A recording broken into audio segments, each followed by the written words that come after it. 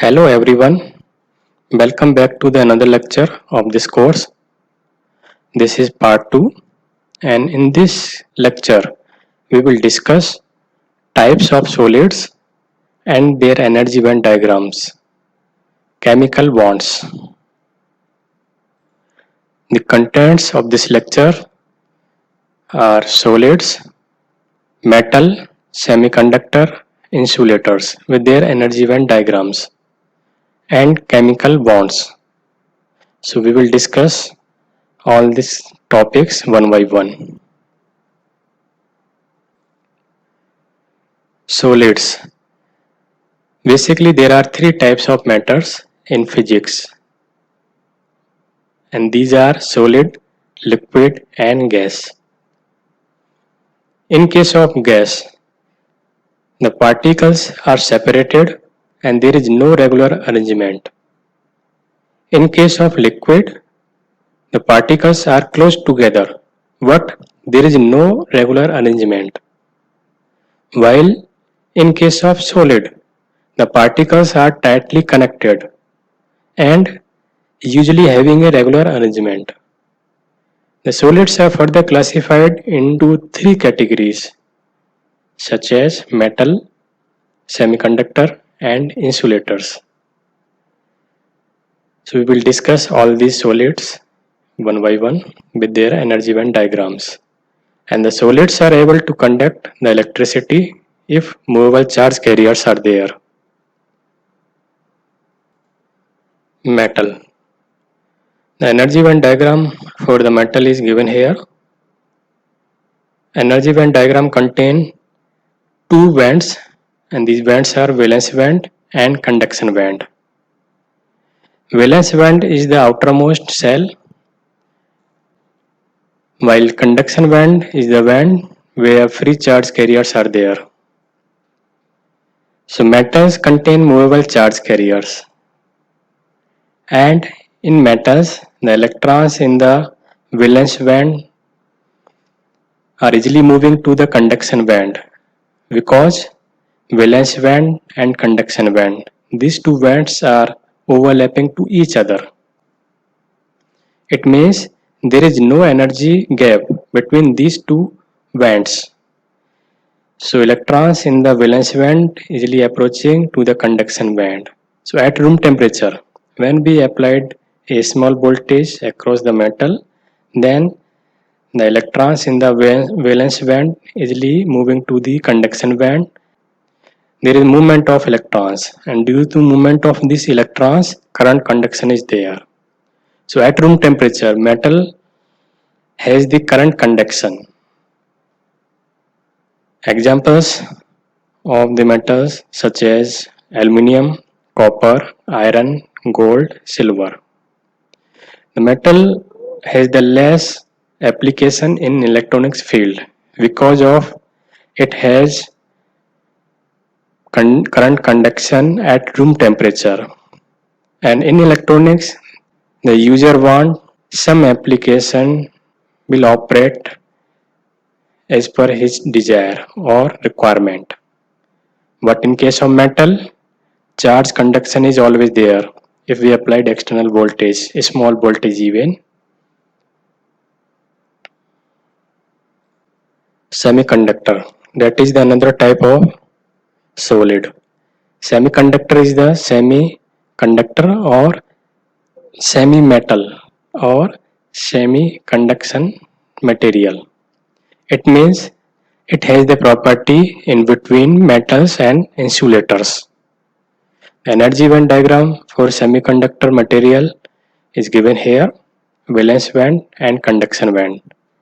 In case of semiconductor, valence band and conduction band both are separated by forward and energy gap. So at room temperature, if we apply a small voltage, then it is not possible for the electrons which are in valence band to move into the conduction band. If the energy is not getting up to this level, that is forbidden energy gap. So when the material is getting the forwarded energy gap up to 1 electron volt. Then the electrons in the valence band move to the conduction band, and after this, the current conduction is there. All free charge carriers are in current conduction band. So semiconductor materials are widely used for making the electronic devices or circuits because in this case at room temperature even we applied a small voltage there is no current conduction because both bands are separated by an forwarded energy gap. So device can be operate as a off state or in on state. So this property is applied for electronic devices or circuits.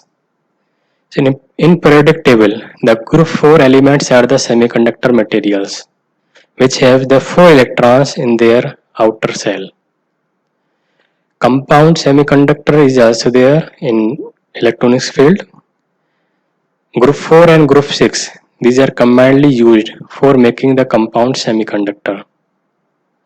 The examples of semiconductor materials are silicon, germanium, carbon, gallium arsenide. Gallium arsenide is the compound semiconductor, while silicon, germanium and carbon are the semiconductor materials. Next, solid is the insulator. The energy band diagram of insulator is given here. Two bands are there, valence band and conduction band, and forwarded energy gap. And in case of insulator, the forwarded energy gap is too large, that is always greater than 5 electron volt. So it is not possible for the electrons which are inside the valence band to move to the conduction band. In case of insulators, the electrons in the outer band are tightly attached. As the forwarded energy gap is very wide, therefore, by applying a high voltage or at high temperature, it may conduct. It means then it is called breakdown of insulator or it goes to in semiconductor material property, and the property of insulator is moving to the property of semiconductor material. The examples of insulators are paper, glass, plastic, rubber.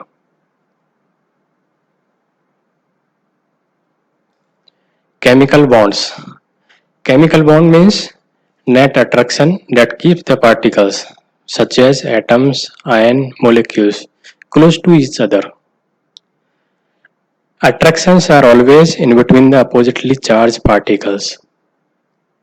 And there are three types of chemical bonds. These are ionic, covalent and metallic bonds. In case of ionic bond, it is the bond between metal and non-metal.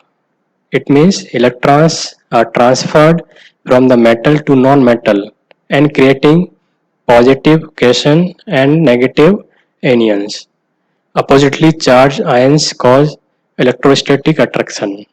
The example of ionic bond is NaCl. Covalent bond. It is the bond between non-metal and non-metal. And here electrons are shared between the non-metal atoms. Atoms in the semiconductor are having covalent bonds. The example of covalent bond is silicon or germanium materials. Metallic bond. It is the bond between the metal and metal. Electrostatic force causes attraction between the electron cloud and positive vital ions. Example of metallic ion is Fe, iron.